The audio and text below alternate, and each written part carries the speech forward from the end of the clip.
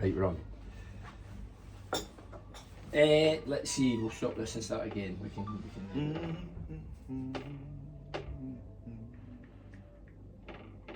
Technology. Oh, for God's sake, we're binning that. Right, we're on now. Well, this week's podcast alongside me is Finn Forster, singer-songwriter, born and bred in the Borough. Thanks for joining us, Finn. Thank you for having me. I think you're the youngest guest I've ever had. How old are you? 28.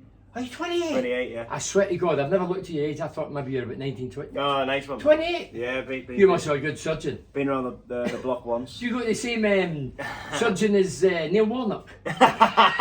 Yeah. He's 80, looks 25. Yeah, don't give away our secret. No, on the serious side, born and bred in the northeast here in Middlesbrough. As a youngster, what was your dreams, ambitions, and hopes? What was your? Yeah, I was quite fortunate. I grew up in a very musical family, so I was surrounded by it. My sort of early days was definitely kind of being in and out of rehearsals in the home and stuff with my mum and my granddad, my uncle, my auntie. There was just I was the third generation to basically join a family band, so right. It was really cool. I was just surrounded by them, practicing and stuff, and they were doing different gigs and folk clubs. So I was quite fortunate in that I kind of fell into it. Yeah, fell into it without having to try really.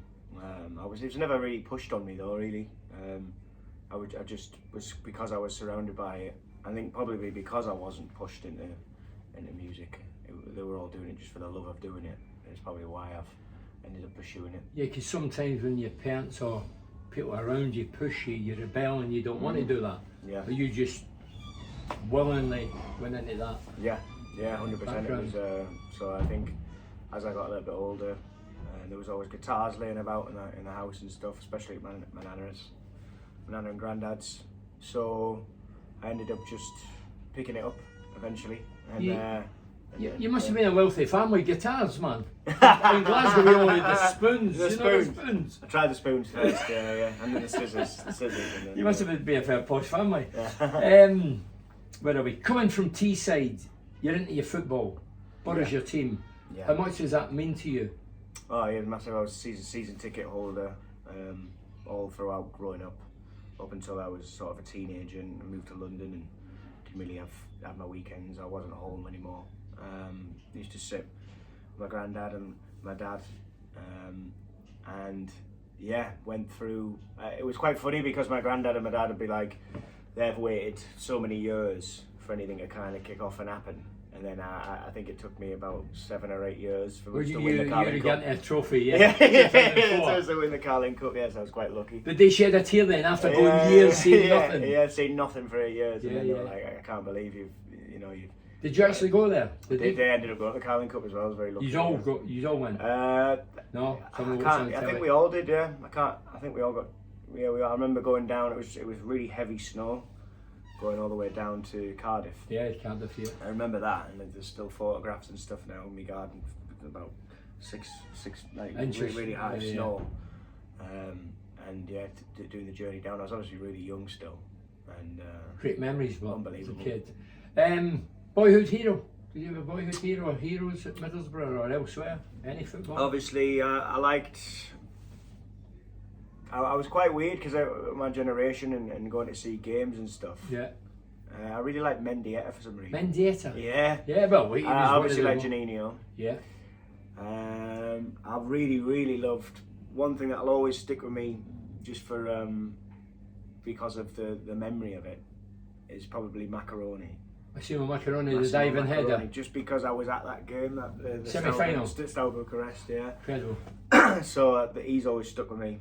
I remember I used to love just that kind of squad in general. I was really lucky to have a season ticket and be going to see, the games every week and watching us go. Not only do the Carling Cup and then UEFA.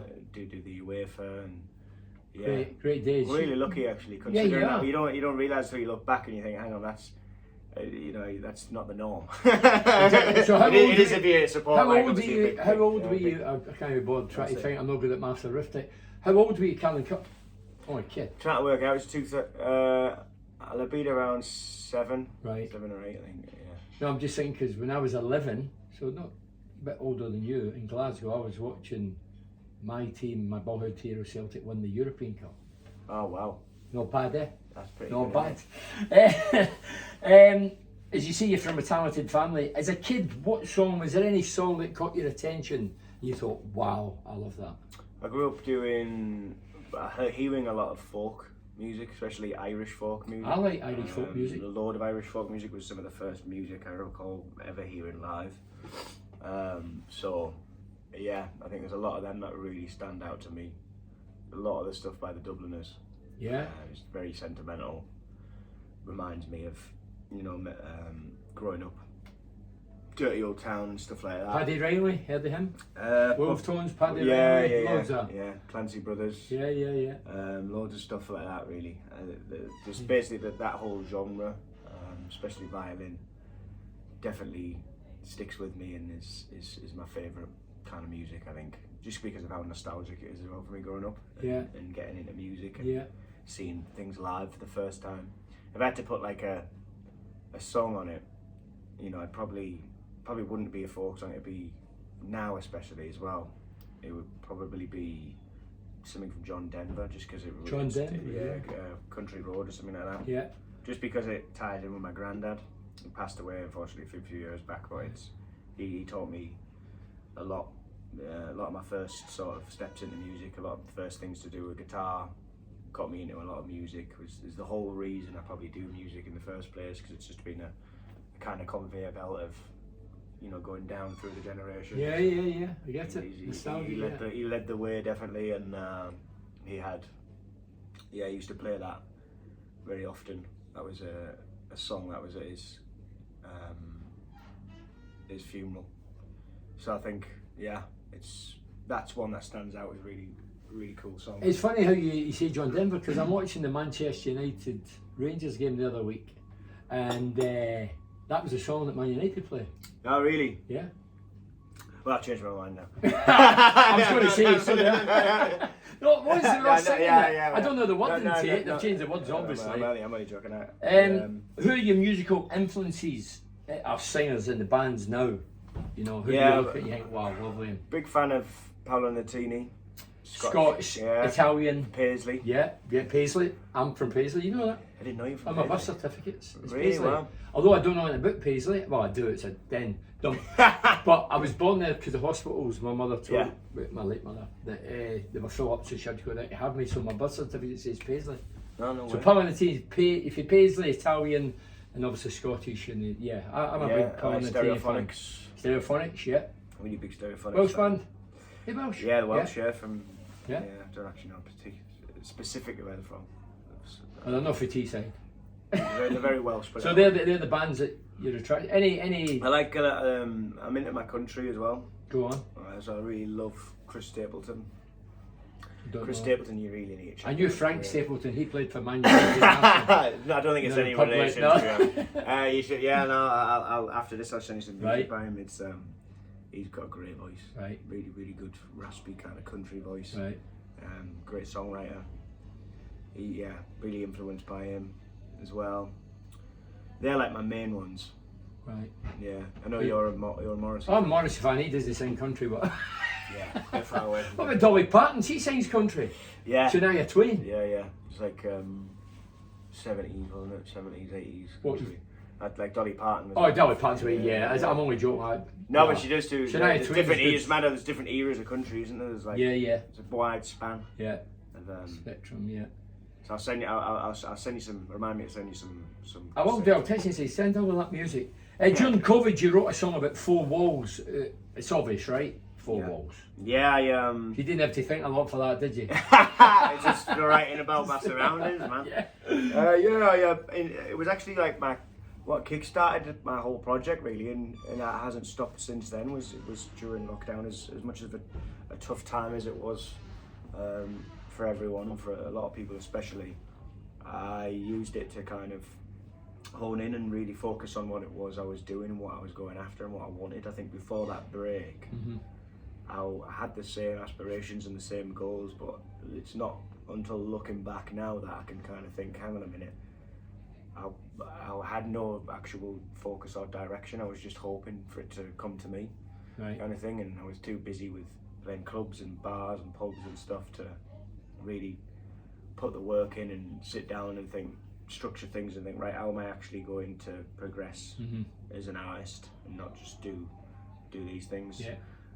So yeah, I mean, not just like, you know, play pubs and covers and stuff, and because I wanted to pursue it as an actual artist, to singer songwriting. I always had songwriting inside me. I think before, when I remember, which I don't think this is a bit of a rarity as well, when I first started playing guitar, I think it was only like not very long after learning guitar. I only knew about 3 or 4 chords, so I could barely even play the guitar, and that's when I started writing my first song. Usually, you know, it's not really something that you put together, because you want to be advanced, you want to progress a lot more on the instrument before you, and then start playing other songs before you start thinking about writing your own. But it just naturally, very, very instantly kind of came to me to start writing. So songwriters have to be fairly clever, as in words, your word range, you know, certain words, some people don't understand certain words. Yeah, it definitely helps. I was definitely, in school, I was definitely more of an English literature, English language than I was, you know, mathematics. I'd love to say I was in English literature. I've not learned the art of English yet. Well, to be honest, I remember doing English language paper and my exam at the end of school, and I remember doing finishing about 10 minutes before everyone else. I was like, I've smashed it. I can't believe this. Look at me. I've done great here. And then I remember there being like, right, pens down, and some guy picks his paper up, goes like that. It's like a 20-mark question on the back I haven't seen. Wow. So I was like, I've just missed out. Still managed to get like to do well in it. Yeah, brilliant. I was quite good at English, art, and obviously sports, but arithmetic and maths, dear me. I was a number. No, I was I would love, in reflection, I'd love to be an accountant now. Shout out Finn Forster for tutoring me in maths, actually, to get me to get you a level. Maths C. Right. Because you don't realise, well, for me especially, because I went on to Middlesbrough College, and although I went on to drama school as the performing arts. Yeah, we're going to come. They make you pass your maths and English. I don't know whether it was like, well, obviously for football isn't really. Goals. As long as you know how many goals you've scored, you're right. And then so that, although like it had nothing to do with where I was going, it definitely cemented the way for me to have the confidence to even pursue what I wanted to pursue, because they make you try and they make you at least have your maths and English. See, I came to a council estate in Glasgow, rough council estate. They used to try to be putting French upon us, learn French. French. How does that help me? I think, it's... Come on, council estate in Glasgow, rough and ready. It's a bit weird, French. Isn't it? Yeah, it'd be bonkers. The North East has had its fair share of singers and bands. You've had Paul Rogers, Free Bad Company. You've had Chris Rea, David Coverdale, Whitesnake, Sting, Maximo Pat, Paul Smith. He's one of my pals. Matt Knopfler, Dire Straits. Brian Johnson, AC/DC. The reason I'm saying, so they're all from the North East. If you were to pick one of them that you thought, they're all well-known musicians who've done brilliant, but if you would pick one of them, who would it be? I'm intrigued to know you. Probably Paul Rogers. Okay. I love Paul Rogers. Yeah. I remember. He's a great singer, yeah. I was actually quite late to really discovering him, just because obviously he's obviously been around. Yeah, been around for years. Been around for years and years. Free and then Bad Company, yeah. But he's obviously been out. He's been away for a bit. He's coming back now with solo stuff. But I remember listening to his song came up in a playlist, and I was like, whose voice is that? That is absolutely like. So he's got a voice like an angel or something. Yeah, it's like one of the best. I think it's like Rolling Stones top in the top one of the best rock voices of all time. Yeah, and I remember thinking, who's that? And then I remember like you research it, and then I was like, he's from Middlesbrough. Paul Rogers, unreal. And that's an inspiration, isn't it? Yeah, that's what I mean. It's definitely a massive inspiration. There's a Bad Company tune as well, Rock and Roll Fantasy, which I used as a walkout tune for my last headline show, my hometown headline show, right? The Ark. Yeah. Right. How did the act go? Well, it was great. Yeah, so great, tell us yeah. about that. I met you at Middlesbrough at a game, and then you're saying, "Oh, I'm going to the act." So it went really well. We sold out in the end. Yeah, sold out. It was a big step up for me. Because like you've done with football, about we were different talking earlier levels. about different levels and stuff. I started off, I think, started off doing the complete bottom, to be honest. Started from open mics and just showing up at different open mics and stuff. Then little bars and stuff for cover gigs, pubs. Some of them no one in, some of them just me and the bar staff, doing hundreds and hundreds of them and stuff, and private parties and stuff. And then was writing my own stuff, jumping on support slots with people. I'd be the warm-up act for a load of people, even in the smallest of venues, like 80, 100 people. Yeah. And then I started putting my own shows on to promoters who trust me to maybe try and fill an 80 cap room, 100 cap room. Yeah. And then you start building your name out there a little bit more. So what on the ladder? Yeah, and then 300 cap. Was with Q Stockton. Have you ever been to Q Stockton? No. It's over the road from the Arc. It's great music venue. Right, There's great gigs on there. Right. Then there's Georgian Theatre, which is another 301. And sold it. Just started selling everything out. Right. And then you naturally just progress and want to move up, don't you? And then the Arc was a big step up to 550.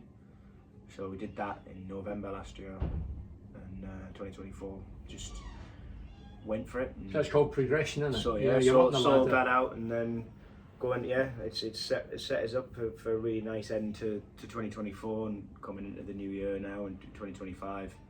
It's been an awesome start to the year. Brilliant. Just released first tune off the next EP. Yeah, we're going to mention that as well. Which should be good. You write all your own songs. That's where the money is, isn't it? Yeah. I know you enjoy singing, you play the guitar, and you're very good at it. Songwriting is definitely... Songwriting's the key, isn't it, for money? Yeah, for your royalties and stuff. Yeah. Very...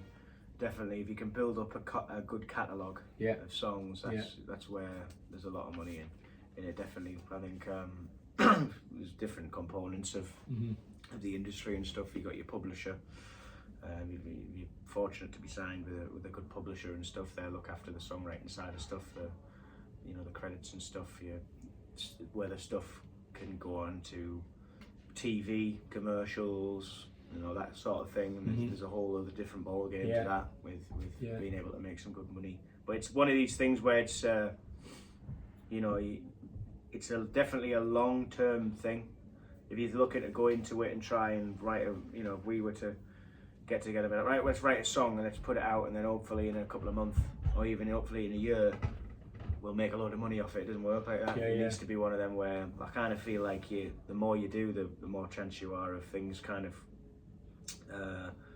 definitely doing well, because it's a long-term thing. The more songs you do, the higher chance you are of something kind of, because with songwriting everything accumulates into one pot, from streaming, from radio, and this and that, and then the higher your profile gets, the easier it is for people to gravitate towards some of your songs and stuff. And you can have songs that you've written a year ago or 2 years ago that people gravitate. It's never really a time limit on it. If anything, it can surface at any time. Yeah, it can surface at any time, which is the perfect thing. So you just need to keep going, keep progressing. It's really difficult in its early days. It's not crossed your mind to get a Christmas song, is it? Oh, 100%, yeah. You know what? Even I've thought about that. Well, I think it was Slade, wasn't it? I think. Slade, said it makes about $500,000. It makes about $500,000. That you get paid every quarter with music. Everything kind of accumulates, like I said, into a pot from all different directions with your songwriting, where you played and stuff. And he said he makes about $500,000, I think, on that first. Noddy Holder. Yeah, I think so. Oh, you made it. I think it was him who said it, but it was that first payday after Christmas. Right. It's like every 3 months. He's like, that's the biggest one of the year.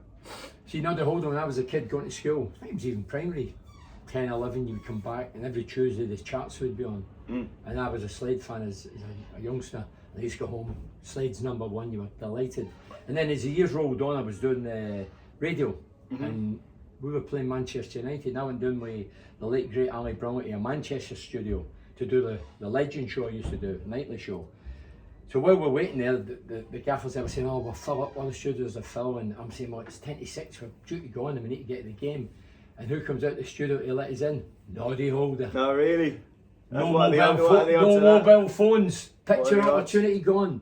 I was sort of stunned and thought, there's Noddy Holder, you know. do think about that, and he's don't you? letting us in the studio. Yeah, you must have just had to go to people, or when it wasn't as quick as just getting your phone out and being like, Yeah, none of that. you just have to be like, oh, I've met so and so, and like, all right, I'll just have to believe you. Yeah, that's right. I'm lying. I'm lying. Yeah, And talking about Christmas songs, I think Mariah Carey's #1 for the amount of money she gets in. I seen a programme years ago, she was #1. Yeah, that's definitely something I'll Christmas aim at getting at some point. When I go to football, because I've played, I can't just go there, I give praise, but sort of become a critic saying he should have did this, or he should have turned, or he should have shot earlier, instead of checking. But when I go to see a band, and I've been to see loads I go to about 10 gigs a year, I'm not critical because I don't play an instrument. I go to enjoy it. That's my escapism. Excuse me, and I love it. So I'm not a critic, I just go and enjoy it. Somebody might be able to sing, maybe I don't hear it, maybe I've not got the ears for it. Are you like that? When you go to football, you enjoy it, and then when you go to see bands because you play instruments and sing, you think, oh, you should have did that. You know what? I think I'm actually the same as you. Right. I'll be watching football and I'll get way more frustrated with that. All right. Because with music, I just kind of go for the enjoyment. I don't really think technically what's going on. I kind of know. I'll know if something, if I'm not really a fan of something, or I'll know that if something's done badly. Right. But then I'll kind of only be actively seeking out stuff that kind of I'm influenced by or inspires me, or that I really enjoy. Right. Whereas football, obviously, Borough fan, you're gonna get frustrated, aren't you? You want to stand up? Are you one of them? No, I'm not that bad. You don't I'm want not that that bad. kind of No, kid, I'm more of a. I'll just be like. Within, think, no, that's not good enough. When it's up and down. What have you made of Borough this season? You're a Borough fan, you've got an opinion. Yeah, what have you made of them? A little bit unpredictable, to be honest. I'm fortunate that obviously where we met, I play in the hospitality sections of the ground. Yeah. A lot. So I get to see a lot of games, and yeah, it's just the only thing that I find. I'm really hoping that we can, especially kind of keep going now as we come to the final sort of. Yeah, this is the final run up now where we everything's to count for. Yeah. Everything's accountable. I'm hoping we can kind of really get more consistent with it because it's so up and down. That's the only frustrating part for me, and it's whether. I can see that maybe Carrick's going full pelt for promotion, obviously. So whether making any changes here and there, even though a lot of fans are like, maybe we should try this, try that, but then it seems to just be now we'll stick to the same formula, we'll stick to this regardless of whether we're losing games. Yeah, we don't change it. We're just doing the same thing. It can get a little bit frustrating. That's like Albert Einstein says. I've repeated this many times. It's sanity doing the same thing over and over again, expecting results. Yes, but yeah. And we've had some great results. We hit 3-4 games where we scored 21 goals. It was amazing, but we keep conceding goals, and it's just turbulent. We need to get in a level where we play every game, think we're going to win the day, he's going to be playing. We keep changing the team. Yeah. It's like you're changing your band members every week. No, you can imagine. It's not good, is it? A nightmare, Yeah, there's a question. So, football, the majority of coaches, not managers, not very few managers, chop and change a team because of data. If you were to chop and change your band every week, that would... You'd never be able to settle, and you'd never be able to concrete a flow in of what's going to work best. This comes down to being. There's a lot of like crossovers with football and music. I think. I'm just making one right now. Yeah, exactly. I think if it's a lot of things can never really be learned unless it's through trial and error. Without doing it and realizing what works.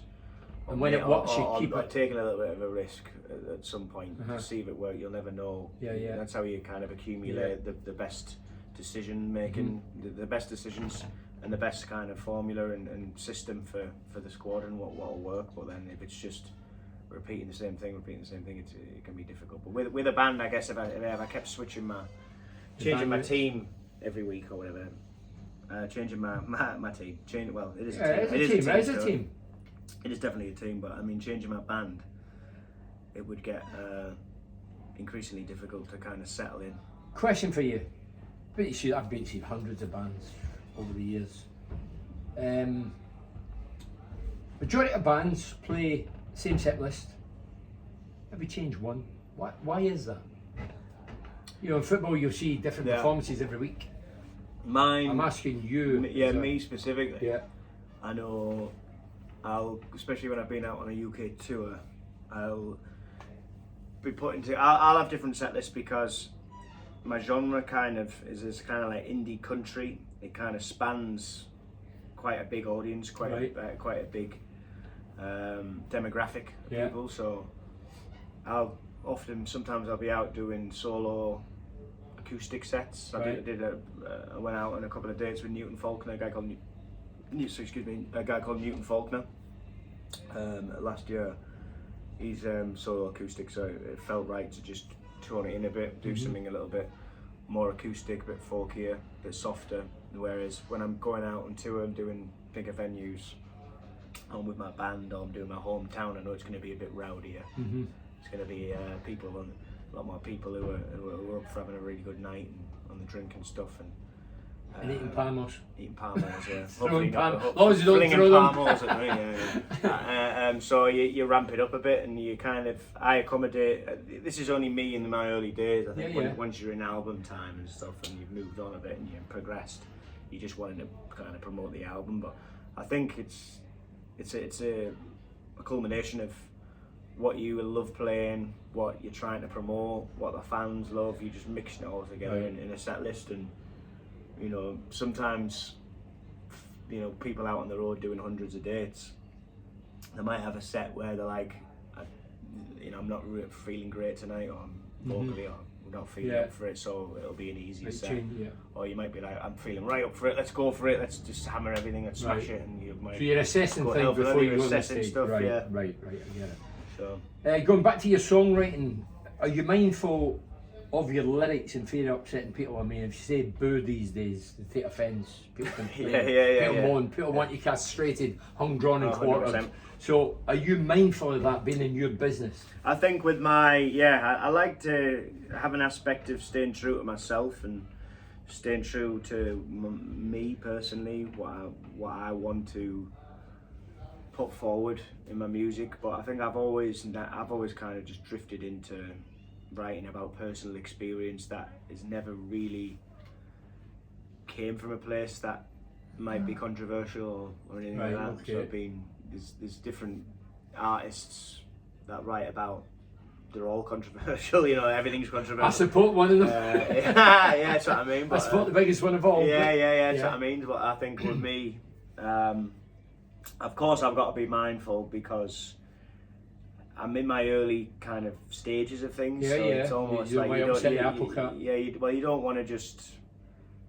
You want to give yourself a fighting chance at least before you've even left the gate. I blew many a bridge up. You want to be that's what I mean. It's fair enough if it's easy for people to be like, oh, you should just speak your mind or say this, but then like it's easy for someone to do that with millions in the bank who've had a successful career Donald Trump or something like who's loaded, at the peak of their career. Try doing that when you've just about built bridges with people within the industry. So it's a fine balance, isn't it? It's staying true to your opinions and what you believe and stuff. But then I've asked Paul Smith that, the lead singer at Seymour Park, and he says similar things. It is, don't be stupid.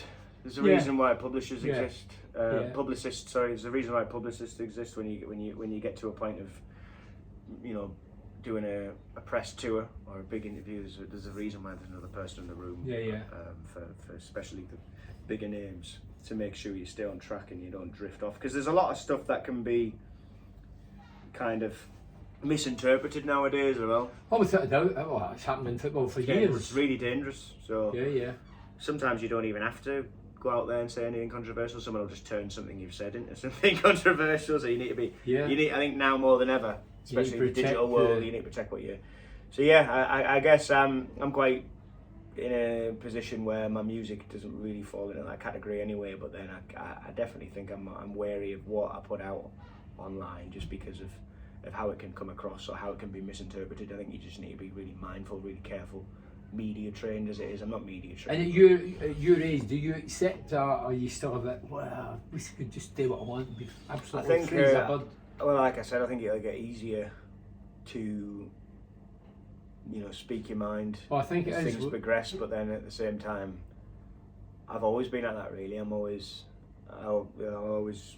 If people respect me, I'll respect them. Yeah. And stuff. I'll have an opinion. Yeah. But I can have an opinion and have a debate about things.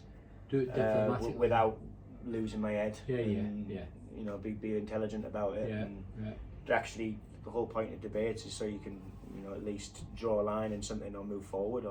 But you're saying debate, you're not allowed to debate. Yeah, I know, it's crazy, isn't it? Universities are saying you can't debate this, you can't debate that. They're telling you what you can't debate. How can you progress? I know it's heading down a dangerous I think it's going to change. I think what's happening in America, I think it's going to happen. Yeah, it's crazy. It's going to blow up. In a few years' time, we'll all look back and go, could we really not say that? And we couldn't debate. No, I hope so. It's definitely going to come out. I hope that we can move to a place where you're able to speak freely to the point though where everything's kind of kept within the confinement of a healthy debate where you can speak different opinions without just being shut down straight. You can't even tell a joke. Yeah, I know. You could tell a joke about your girlfriend, your wife, and you live with her and you love her, and you could say something and someone goes, only takes one person passing. What did you say? Weird, and they can complain. Yeah, as I say, bonkers. Mm-hmm. I think you've answered it, but are your songs based reality, fantasy, or both? Definitely both. Well, a little bit of both, I guess, but mainly I think I've found as I've been writing more and more songs, the different, even when they've come from a place where it's a little bit of made up or fantasy, it's drawn from somewhere. I thought so. Right. I write about personal experience a lot of the time. I think what I've realised as well is you change as your life and surroundings start to change. Your what you write about starts to change. Obviously, I like to kind of. Well, I'll draw on the past a lot.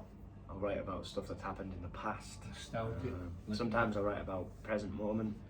A lot of my songs, if you really dig deep, like lyrically, and to really listen to them, they're about kind of persevering around, through tough times. Yeah.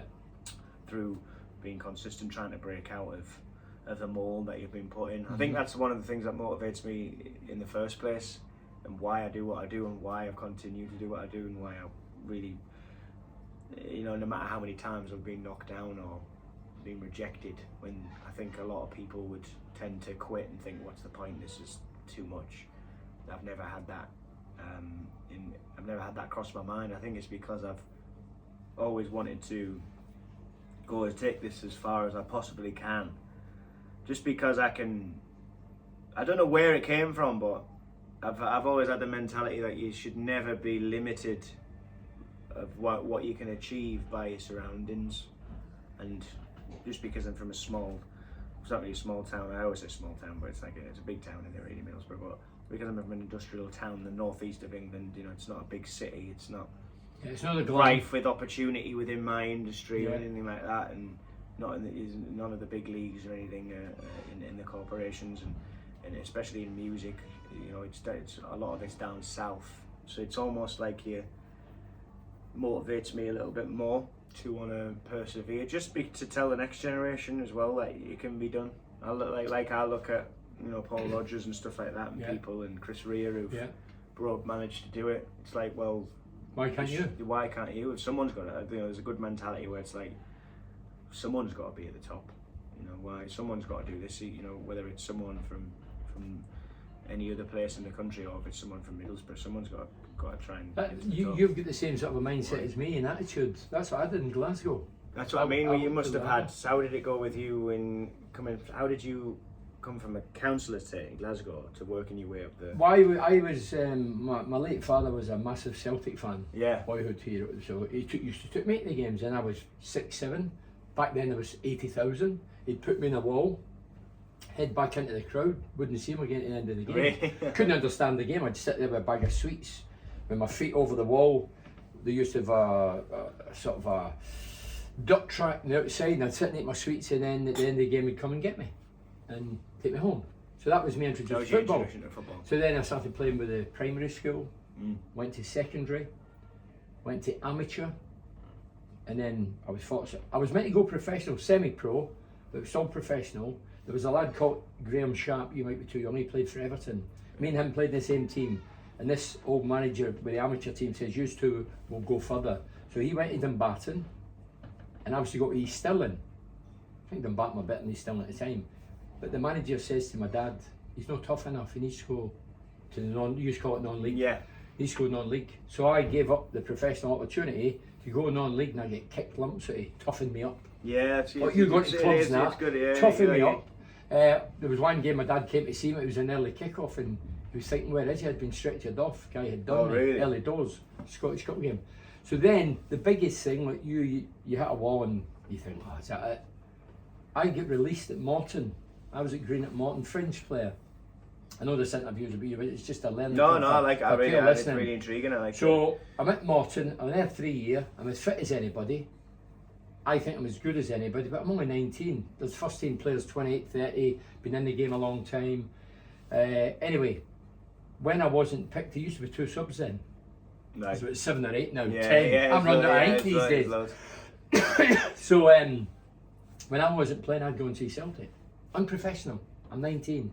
I'm from Rough Council Estate. Didn't know any better. I thought, do you know what? You don't know any I'm going to see Celtic. Whatever. Anyway, eventually caught up with me. We get relegated. No, my fault. I was only a fringe player. Get relegated. The manager gets sacked. The coach. A lot of the first team players get sacked. Still at Morton. Still at Morton. Yeah. And every player had to go in front of this 3-man board. Guys in suits who have no got a clue about football. But anyway, they all get called in, and then some of them you never see again. Yeah. So I get called in. I'm 19. Hi, listen, we know back then you could sign a month-to-month contract. Right. Well, I had refused that because I wasn't getting the game. You refuse a month-to-month contract, he says, and as from now we're going to release you. So that means we're putting you at the door. Yeah. Well, if the manager and the coach and all the first team, the odds are I'm going to. And I went, do you know what? I'll fucking prove you all wrong. Yeah. There's lit something inside. I was hurting. Yeah. But I genuinely meant I'm going to try my damnedest. So that lit something inside you to be there. And what I did, I was out the game for 1 year. And I trained for 1 year on my own. Did you running up hills, feet, just ball every night. Fit as possible, really? Don't forget Council Estate, and it was ash pitches there, no grass. That's like a football Rocky story. So, no, but honestly, Yeah. I had to, and I was fortunate a year later, cut the story, this guy who was at Morton, who went to Albion Rovers, he phoned my parents' house, no mobiles. Bernie there, can I come meet him? Came, met me, he says, I'm going to Albion Rovers, I'm the coach. And he was a big player in Scotland. He said, I want you to play my role, score goals, don't need to tackle, try back to score. I ended up Scotland's top scorer. And that's how I ended up moving to Middlesbrough. It's mad, isn't it, how something, a moment can spark. But you roll your sleeves motivation. up, for the younger kids, Yeah. you roll your sleeves up and go, come on, Yeah. or you will. And you disappear. I had that with drama, first year of auditioning for drama school. Yeah, tell us a bit about the drama. I Go went to for drama it. school. I left Middlesbrough College, went to Middlesbrough College after school, did performing arts, so I was in that world of music, acting, musical theatre. I was wanting to go down the acting route, musical theatre, so I was playing a little bit of music, playing a little bit of guitar, but I'd only ever done it as a bit of a hobby and because I love to do it. Yeah. Like my family, no one ever really did it professionally. It was just something that we did for the love of doing it. And then I had a little bit of it, but then I ended up auditioning for drama school. The first year, you go from this, having all this confidence and thinking it's the first time I'm auditioning and stuff, and you know, I'm going to smash it, I'm going to do really well, I'll break through, I might be spoilt for choice here. You have all this optimism inside you, and then didn't get in a single place. Knocked out, made straight away. I was like, just like knocked out first round in every single school I went for. I was like, this has completely changed the course of what I wanted to do. Is like you, where you're hurting inside, and you're like, what I really wanted to pursue this. Like, what do I do now? It kind of puts you at a crossroads, and I feel like that was my moment as well, where I was like, wait, I can either knuckle down and really go for it and try and prove everyone wrong, or you can go the other route, can't you? Which has never been. Hide under the bed and don't come out again. Never crossed my mind, unfortunately. So I did. I obviously really went for it. Spent a year, like you did, with training and stuff. I spent a year going over and making sure I was prepared as possible. You know, I did a lot more. I went over with a vocal coach, went over my songs and stuff for my audition and stuff. I did a lot of monologue, acting speeches, monologues, because it's kind of, for anyone who doesn't know the the how it goes down when you're auditioning. Yeah, go for it. It's like it's similar to Billy Elliot. You know, Billy Elliot, the dancing lads. Yeah, apart from that, he was going for a ballet school. So apart from that, imagine a similar thing with a panel. So you walk in, there's a panel very there. intimidating. Yeah. With a lot of them anyway, and then with musical theatre, you'd have to sing a song to be a pianist. You give him your sheet music. He's playing the song for the first time. You've never met him. You say he's a pianist. Yeah, P-I. Pianist, right? Yeah. I'm just checking. Checking. Some of them might have been there. And you end up just having to, in this intimidating room. You have no idea what they're thinking or anything like that. All you have to do a monologue. If it's more of an acting school. I had to learn. One of the schools I auditioned for was Royal Academy of Dramatic Art, and that was 4 rounds I ended up going through. And the final round of that was you get up in front of every single person of the last sort of, I think there's about 30 to 40 people left out of the whole audition process of 4 rounds, and you have to get up, and you're not only doing your monologue in front of the panel that have already seen you for 4 rounds and stuff, but you're also doing it in front of everyone else who was auditioning. You need both to do that. Yeah, and a lot of the time you can pick either modern or classical. I was doing classical, doing a lot of Shakespeare, so a lot of Shakespeare, which I love actually. Right. But so it's definitely, I don't even know why I went down that route of talking about that, but yeah, that's why. No, you were talking about, you're facing things. Yeah, you're facing things, and they lit a fire within me, I think, with getting knocked back, and I've never looked back since then. And then I ended up getting into London, the School of Musical Theatre, and that's where I went in the end. And that sent me down the route of, going out into the industry of theatre and acting. And did you do much theatre in London? Did like a couple of things at the Bridewell Theatre, did Jason and the Argonauts. That was a musical, which was my Jason and the Argonauts. Was the end of the show. I did. Yeah, we did like a bit of sort of workshopping of stuff. My first kind of job though, I think hundreds of auditions I probably did, and went from getting knocked back for the drama school to then getting knocked back for hundreds of different things, TV, film, adverts, theatre. So I went from thinking that one knockback, a couple of knockbacks for going to school, ended up turning into hundreds and hundreds of knockbacks that I wasn't even prepared for. But it toughens you up and makes you money, didn't it? Toughens me up beyond anything I can ever compare it to, and I'm quite grateful for it, to be honest, in the end. But ended up going out, doing a load of auditions, did a lot of final rounds for things, never really kind of got anything. But then one of the first jobs I ended up doing was actually, I went away to like a resort, like a 5-star, really nice resort in Aphrodite Hills in Cyprus, right up in the mountains. I was going to say, where's that, Cyprus, right? In the mountains. I was there for about 4 months. It was. What were the goats? I was doing, Goats up there, probably. I didn't see any. And then playing guitar, singing, 6 nights a week in the really nice sort of lounge bar. And I went from, that's when I had to really hone my craft in with music and stuff, because I knew a few songs at that point. Could do a little bit, could do about half an hour. And I had to do about an hour and a half every night for 6 nights, and it had to be different sets. So it had to be about 200 to 300 songs. Wow. You got to learn. Wow. So you say you had the vocal coach, you says that down the line. Guitar wise, so did you just learn it yourself? Or did guitar, yeah, I was taught by my granddad a bit. When I first started out, he'd teach me different tricks and stuff. Definitely the reason I probably picked the guitar up in the first place. And then YouTube, taught myself off YouTube. Okay, yeah. One of the first songs I ever learned on guitar was Songbird by Oasis, because it's like 2 chords. And then I learned a lot of Paolo Nutini stuff, like Candy, a little Rewind. I've got some red shoes on. Is it red shoes? New shoes. New shoes, yeah. Sorry, red shoes for David Bowie. David Bowie. Yeah.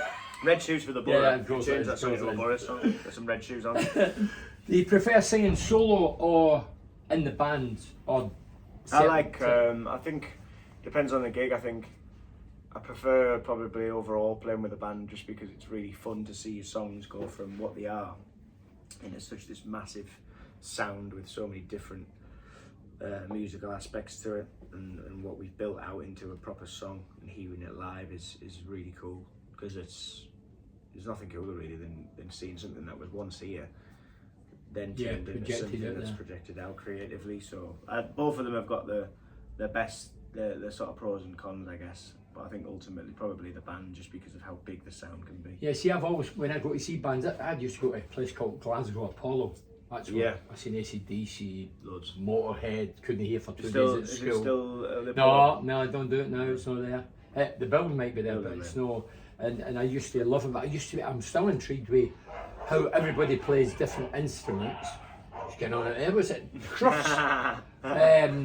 They all play different instruments and it all comes together, and I find that fascinating. Yeah, and I like to look at different faces, not just the lead singer. It's cool. Look round. It's really cool. It's just cool seeing different, looking at different band members and stuff. And then I've only recently, up until the end of last year, I've introduced different band members as well. More band members. I've got 2 girls with me now, 2 really talented girls on the backing vocals, the keys player sometimes as well. Because the original lineup for me when I went out and played live, and the band was 3 lads from the local area as well. From who were really, really cool, really talented. We've been through a lot. I've been through a lot with them, where we've been through really, really small gigs, playing at no one and stuff, and we've kind of grown together in the aspect of being on the live circuit and stuff. And, right. They've been kind of toughened up as well, I guess. Yeah, toughens everybody up. And then you learn as you go. You learn on the road, and you just kind of pick new things up and realise what works, what doesn't work, and it's like a 10,000 hours rule, isn't it? You know, where you really master something. Well, they say psychologically, you know, whether this is true, but wouldn't surprise me if it was. If you could take any skill and you do it for half an hour every day, and you do it for an entire year, you're better than 90% of the world at whatever it is you choose to pursue. It means you've got too much time in your hand. Yeah. It's like slitting throats. Too much time in your hand. Do you have an agent? Yeah. I've a lot of stuff lined up last year in what I wanted to achieve, and in order to move forward and building out my team. People around me have started. It's with big thanks to my manager, Chelsea Wood Management. She's been able to connect the dots and build the relationships with the right people. Before her, I was kind of hopelessly trying to market myself without really getting anywhere. I didn't really have the tools and the knowledge, and definitely didn't know the ways of being able to get in front of the right people. So hats off to her for connecting everything. But yeah, signed with a live agent, John Ollier, an agency called One Phoenix Live. He also looks after, like I said, Ed Sheeran. Yeah, I've heard that, yeah. Loads of other people. There's Callum Scott as well, a good one. There's loads of people on the roster, to be fair. But ultimately, that was a big milestone for me, just to now be looked after, to get through the door and be surrounded by the right people. And it wasn't a decision that we jumped at either. It was, very tactically laid out what we wanted to achieve, who we wanted to kind of bring on board, who would be great. And it's fell into place with that, and it's fell into place with the label as well. I'm signed to Interval Records under Universal, which is like an umbrella under EMI. The EMI is the label, and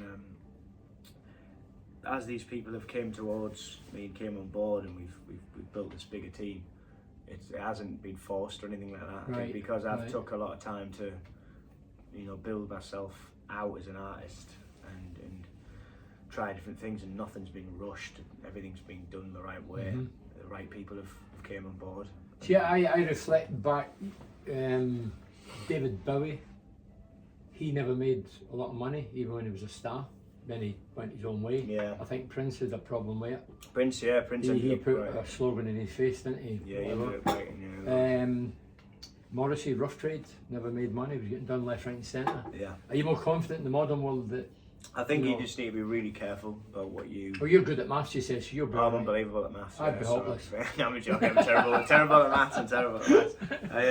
But I think I've got a lawyer as well, a good lawyer. One of the first things that came on board for me was a music lawyer. Right.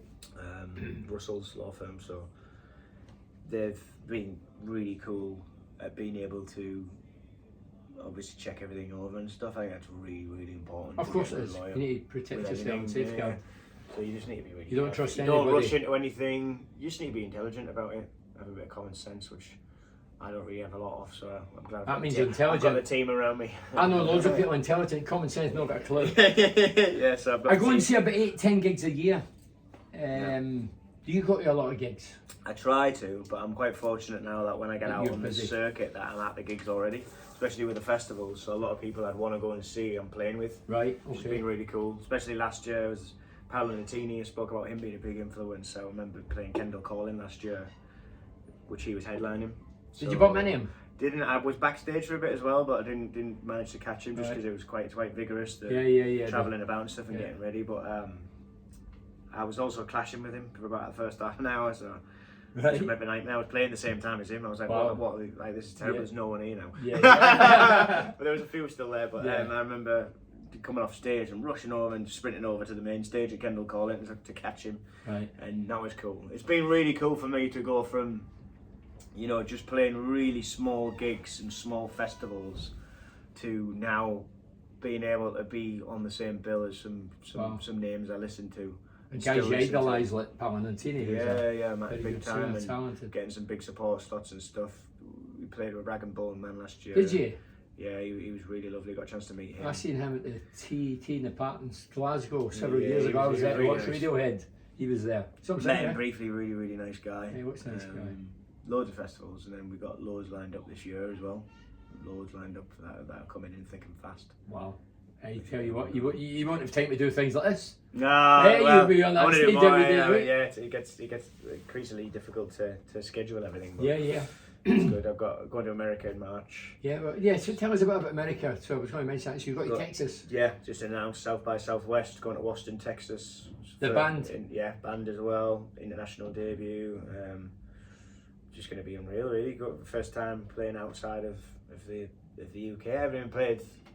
I haven't played properly in Europe. I played in Paris, like pub level, but this is the first time where, you know, with big thanks to Tees Valley and Generator, and we've been able to get some funding and being able to organise everything and go out there and that's going to be really fun. Because the Americans sometimes are hard to please, you know, there's a lot of big bands over here. Yeah, I think. Never. But if you look, so what's weird is if you look, you can check statistically on, well I can, sorry, you know, when we're streaming and stuff and who listens to my songs. Yeah. And over the course of the last month, since I've started releasing my latest single as well, it's called Long Nights. I brought it out on Friday the 10th of January. You get a rise of new listeners and stuff, and then the United States is taking over the United Kingdom of who listens to me the most. So it's good timing. Well, that's great. Good timing for me. Yeah. I would, because a lot of big bands, a lot of Aces never. It works on a 28-day cycle, so there's been a lot higher influx of United States people, which is good timing. I've listened to several of your songs. Can't Back Down. I instantly was attracted to that. Yeah. So great voice. If I didn't look at you, I'd think he's a soul singer, this lad. And so I looked at it, I thought, wow. And I've showed a few people, I said, I'm talking to this kid, listen to that. That's how impressed I was. So, where does the soul thing come from? I don't know, you know. You don't know? Well, no, because comes to your brain. I think that probably comes from influence, because I didn't grow up with soul music or anything. I was in the folk world. It was very much kind of poetic and folky, and I think I've just fallen into my own influences as well. And when I mentioned sort of Chris Stapleton and stuff like that, he's got a very soulful voice, I think. Soulful country voice. So I've just fell into my own influences, and just I think that's obviously had an impact on me, the way I perform, the way I sing. Paolo Nutini again. Then didn't really sing like that. I probably was quite out of tune and quite bad before drama school. I listened to some old videos of it, so it's not great. And then I went through the vocal training and stuff, and being able to sort of hold my voice differently and technically. The different pitches. The technique behind it and stuff is changed, and being able to manage things a lot better. I've kind of grew up as well into my voice. Have you ever got lyrics? I've never forgotten. And went, just those bobbed times along, I've yeah. made them up, It's quite funny in pubs sometimes when you growing up, when you doing coming up through the pub circuit and stuff, and you'll do hundreds of gigs where you could literally sing anything and no one would notice because everyone's just got there. Just sit there, and drink the just chat. start making up. Yeah. There's been times where I've just started making up stuff. Because I went, when I was in New York with Ali Brownlee, a lad that did the commentary, the rest of them. We went there for this award thing. Anyway, on the first night we arrived in New York, it was absolute tossing with rain, toned in. And we went towards Hollywood Bowl, and there was a big massive queue. We'd only arrived, we were only there about an hour, 2 hours. So I says, who's here? Barbara Streisand. No, I mean... I says, Ali, she's one of the best singers in the world, rated with picture and all that. We need to try and get a ticket. So we cut the story, we end up getting a ticket, but we've got a crap seat, it's practically behind her. Yeah. But that's cool, we're still on, we can hear her. Guys like Clint was Jennifer Aniston, because we know that because stars. he was she was saying stand up, this is my guest, so we knew that. Anyway, Ali says 2 songs in, he used to call me Bernard. He says, Bernard, it's karaoke. And I went, what are you on about? She went, he says, look above her. And there was a big screen with the words. Oh, really? But she addressed it. Because this was her first gig back for so several years. And the years. last gig she did years ago, she forgot words. So she addressed it and she says, listen, if you see this, it's because, and she explained why. Of the fear of probably a yeah. So that's why I'm saying bands do it, don't they? Yeah, of course they do, Timing or whatever. You can go into autopilot. I feel like the more gigs you'd think the more gigs you do, or the more you've consecutively done, especially when touring, you'd be like, oh, it's like second nature, which is true.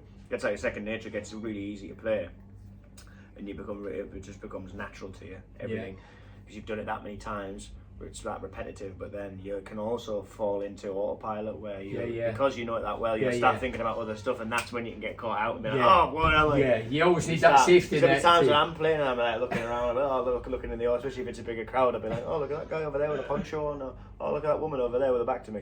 Oh, look at that guy there who's just sneezed. And then I'm like, and then I've got to sing, I'm like, oh, let's work. Is there one artist you've seen who you thought was unbelievable? I mean, with everything. You know, there's a small a guy who's not as big actually. He's still doing really well. He's unreal. But one of the best live concerts I've ever seen is by a guy called Blanco White, which is very folky. Well, he's quite new as well in regard to obviously the artists we've been talking about. But I recommend him just because of, like we were talking about earlier on, with all seeing everything come together. I saw a live video of his, and it's violin as well. A lot of violin in there. You like the violin, don't you? I love it, I think it's just probably my roots of folk music. I can hear it first time, but he's kind of very, very folky. Really, really cool voice. Reminds me a little bit of David Gray, kind of tone, but then really atmospheric, sort of folky, almost magical, sort of hypnosis, sonically, musically beautiful, sort of worth having a listen, and just really, really lovely. You send me the names, I'll check them out. Really nice listen. Because my missus wanted to go several years back to go to Leeds to see Prince, and I'm thinking, Prince, I like him, but I know the songs, but I've not got any stuff. But I went along and I was blown away. Dancing, guitars, like Jimi Hendrix. He danced like Fred Astaire. His key phrase was too many hits, not enough time. You know what I mean? I thought, wow. Yeah, it's amazing. As a showman, he was. Yeah, he's unreal. You know what I mean? We mentioned Texas. Are you in total control of what you put out there in music and in interviews? Not at the moment. Like your honesty. I think not at the moment. I think as your team gets bigger, and your profile raises, I guess that's when publicists come on board and stuff, and there's external team members who. But I never want to stop being me. Really, I want to. You know, we spoke about it briefly earlier. Where we have the mentality where I grew up where probably just how I was raised as well, where you know not better than anyone else. No one, you know, we're all. Yeah, we're all the same. If someone's nice to me, I'm nice to them, regardless of what they do or who they are. You know, treat people with respect if they're respectful to me, and never think you're better than anyone. you remain grounded. Feet in the ground, yeah. I think your background tells you that, yeah. but you're from this area. I'm from a council estate. Yeah, You should never change that. Your pocket should change, hopefully, and you get more money, but and fame, whatever. But you should never change that. No, I completely agree. You know I think so. That's where I definitely want to kind of see myself going. Is just staying true to myself, staying me, really. Is music in a better place now with technology? Obviously, promotional stuff's great at publicising yourself and your music around the world, not just here, the world. I mean, because of this technology, One Direction my class is better than Beatles. What a load of balls. Yeah. One Direction better than Beatles. Oh, we give you heads to say. You kids out there, give you heads to say. But that's the way technology is. That's the way, you know, that's how big you can become with technology. Yeah, it's got its downsides as well. Yeah. I think it's pros and cons in it. It's like it's such a digital world where gets a bit mad and overwhelming at times with the amount you have to do, the amount you have to kind of take into consideration nowadays. It's a different era, it's a different world to what it was when a lot of the artists we know and love came up and came through. It's changed massively. I just need to, I speak about it a lot. I think you just need to be aware with an open mind of where we're at, what'll help out, what'll help you, what you can use as tools. Don't hide yourself away and think you can replicate, you know, what people did in a time, in a place, in an era when technology didn't really exist. It's not going to work. You get so far, but then you're only going to get overtaken by those who are using the tools of today to progress. So I think I'm all for it. I think it's frustrating at times. I'm like, I wish I didn't need to do this. I wish I could just. You can either sit back and think and be spiteful and think, oh, I'm not this. I'm not a content creator. I'm just a musician. I just want to write songs and release them, and that's it.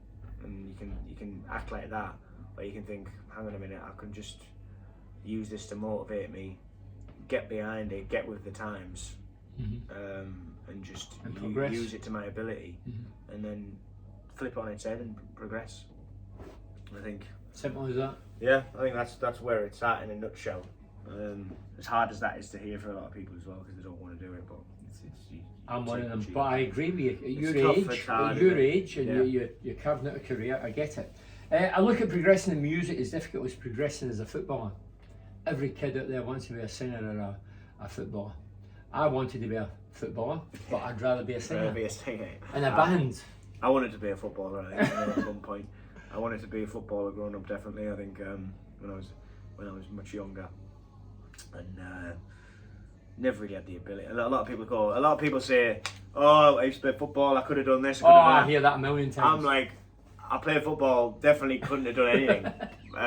Definitely couldn't have done anything. But I actually remember you've just mentioned there we must have met.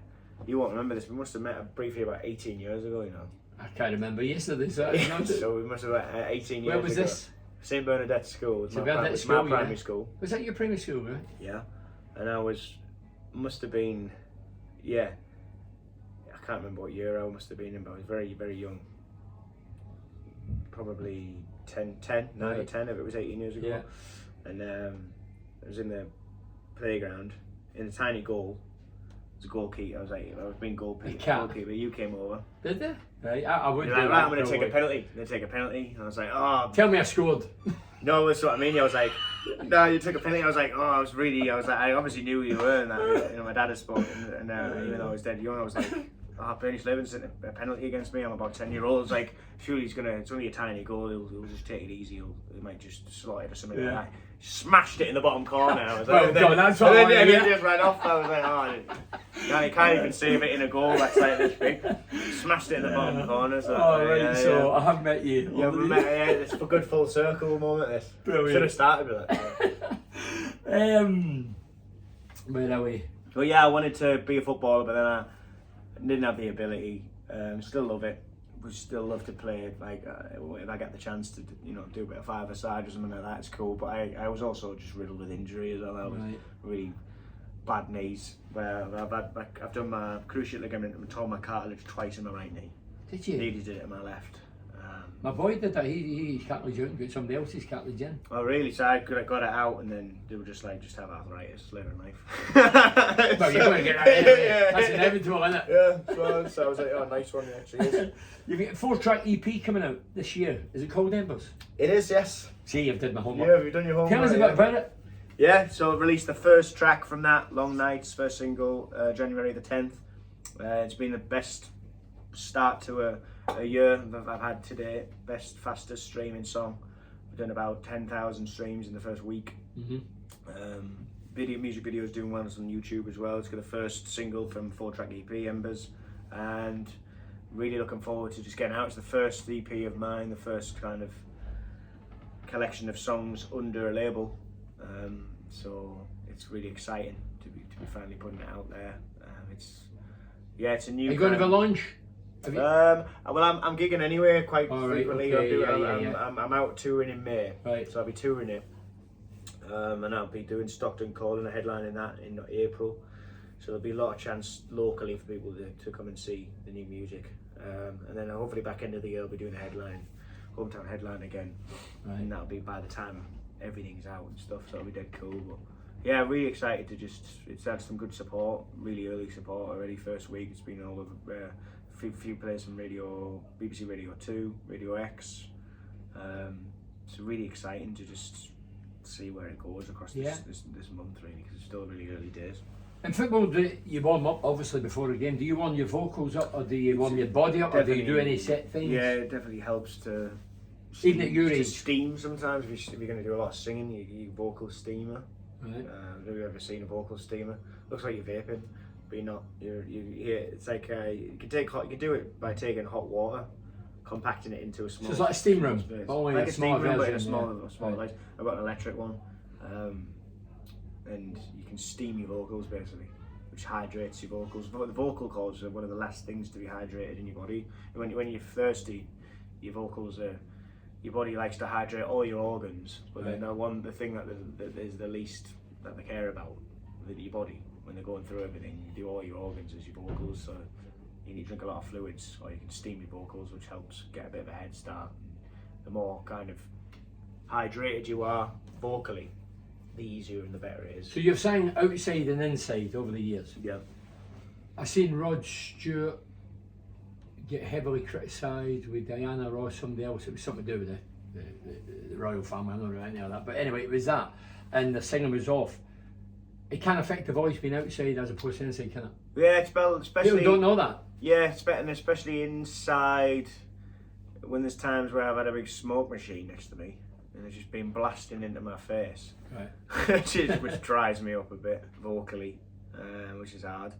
There's so many times I've been in small venues, small gigs, small pubs, having to sing through a terrible sound system where you can't hear a single note you're singing, and that can affect your voice because you can really over sing and strain your voice and stuff. You need to be really careful vocally. I think the more you got to treat your voice as a singer, you need to treat. It's an instrument, isn't it? Yeah, you need to be a bit like an athlete would with warming up with, like a runner. You'd never see a 100-meter sprinter just go straight to setting off. No, you pull a hamstring. You got to stretch things out. You can do that vocally.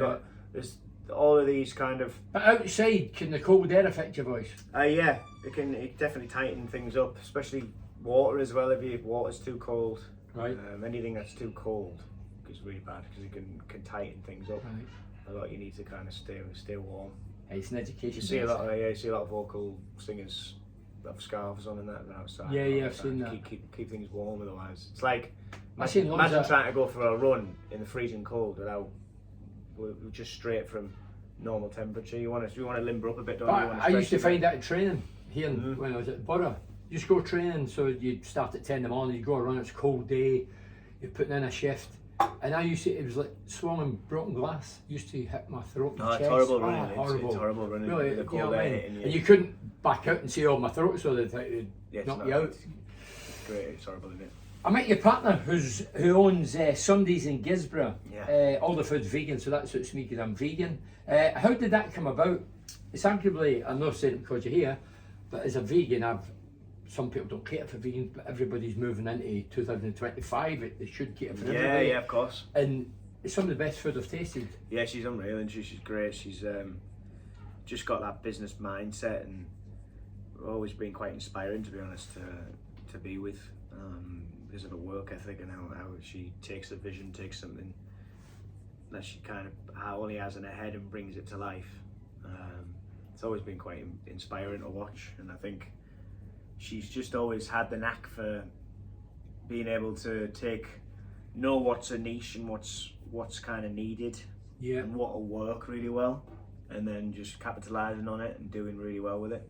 So she's always wanted to, I think, I'd have a little bit of a passion about having a cafe or a brunch spot. Yeah. And then she went for it off the back end of we opened a bakery together in Gisborough, which did giant cookies called Maple and Dough, which is vegan as well. Right. And then we did that for a while, did all the markets and stuff like that, and then she moved that into Sunday, because I had to move away from it because of music. I didn't have time to do anything. Didn't have time to do anything, especially when it goes into festival season and touring and stuff. So she's kept going with it. Moved Maple and Dough into Sundays, one in Gisborough, there's one in Norton as well. Sure there'll be more opening soon. And it's fantastic, isn't it? Oh, she's doing amazing. The food is unbelievable, and I think she's always approached it with it is vegan, but then approaching it with you wouldn't be able to tell. I have to say, I've got a couple of mates she might have told you, I've got a mate about 28, Clem, and he would eat you, he's a cannibal. And he went in there and he It's what really I mean. enjoyed it. So I feel like if you can get a spot like that where the food's like that, where you can bring people in, and you don't have to be vegan to go in it. Yeah. Overall, you can't really tell. You're really hitting the nail on the head with. There's only one food. complaint: the pancakes are ridiculously nice and no good if you're 28 Clem. Yeah, there's a big stack in there. Big stack. Yeah. If you go in there, make sure you're hungry. Yeah. Make sure you're hungry going in, because you definitely won't be coming out. What does 2025-26 hold for you then? Obviously Texas is a great one. Yeah, it's then been a great start. Heading out on UK tour in May, releasing obviously the rest of the EP, Embers. So just basically continuing campaigning with that, bringing the new music out, hopefully getting some more radio support. A lot of festivals are coming in now as well, which will be in and around and after when I'm touring. Maybe finish this EP and then move into another EP by releasing another single back end of the year, and then jumping on some supports and stuff. A lot of what I've learned about this industry is, especially on the way up, a lot of stuff comes in last minute. And right. But yeah, we've just been announcing some stuff for across the year this week. Actually, we're doing Bridlington Spa. We're doing this Feeling by the Sea, it's called, which is a big one. Some great bands. I've ever been at Bridlington Spa. It's quite nice. No, I've heard of it. Right in the coast, really nice. The venue's unreal. Yeah. And then we've got loads of others coming in. Belladrum I'm doing, which is top end of Scotland. Belladrum Festival, where is it? Might be, name some places in I don't know, I know Glasgow City of Culture, I don't know anymore. Aberdeen, I think it might be near. Aberdeen. I'd have to check though. I saw a sheep up there. I might be in Inverness. I don't want to say the wrong place. No, and I don't want to get involved because I wasn't very good at geography. I don't want to say the wrong place. Yeah. People know. But you're not that neck of the woods. Belladrum Festival, up that way for the first time. I'll be, when I'm touring, which will be announced next couple of weeks actually, be doing York, Newcastle, Manchester, London, Bristol. Brilliant. And then hopefully out on some big support slots as well in June. Which is just a lot of stuff in the pipeline at the moment, waiting to be like. So all your energy now is directed music. Yeah, I'm loving being in the cycle of writing, recording, releasing music, touring it, playing live, Brilliant. Doing festivals, jumping on support for bigger people, bigger acts, building the fan base. Just that really lovely cycle, and hopefully squeezing in a day off every now and then. Oh, I'm sure you'll do that. You're the gaffer. Listen, Finn, thank you very much. Are you going to? I'll play his tune. Yeah, he's brought his guitar. Absolutely. Guitar. Yeah, I'll do. Let's see what I can do. Oh, you're saying you'll be able to do anything? No. I might. Oh yeah. Go for it. I might do you. Let me see. I'll try not to butcher it. I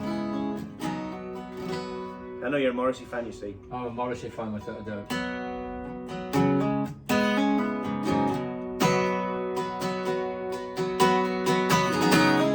Take me out tonight,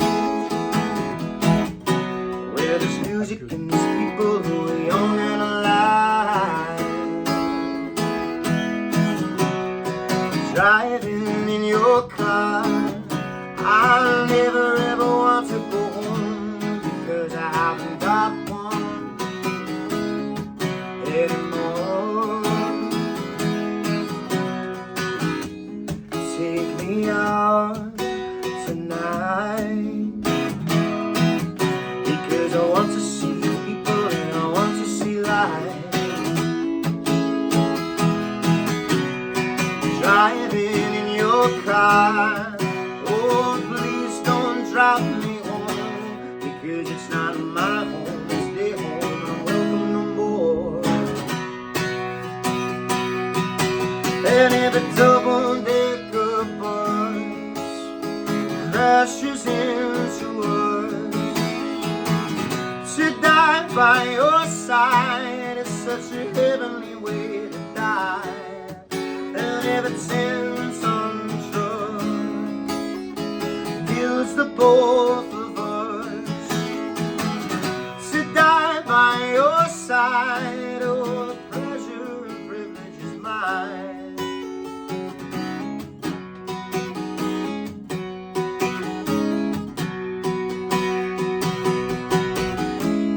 Take me out tonight, take me anywhere, I don't care, I don't care, I don't care. And in the darkened underpass, Lord, I got the chances coming last.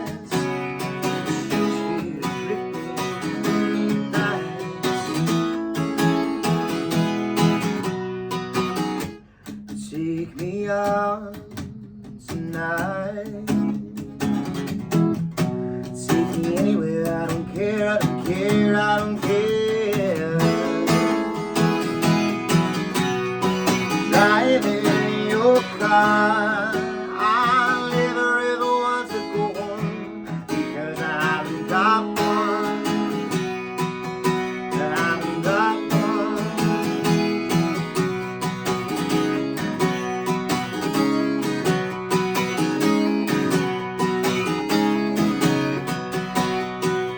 And if a double-decker bus crashes into us, to die by your side is such a heavenly way to die. And if a tin-ton truck kills the both of us, to die by your side, well, the pleasure and privilege is mine. There is a light that never goes out, there is a light that never goes out, there is a light that never goes out, there is a light that never goes out. Well done, my man. Thank you very much. No worries, man. Cheers, I thank you very never much. really do that one. I just thought I'd give it a go Aye, for you. brilliant. So, That's one of my favourites. Big How soon big is fan. now? There is a light. Wow. Love it. Nice one for Love having it. me, man. It's been a pleasure. Brilliant. Well done, my man. We're on there. Cheers. We're on.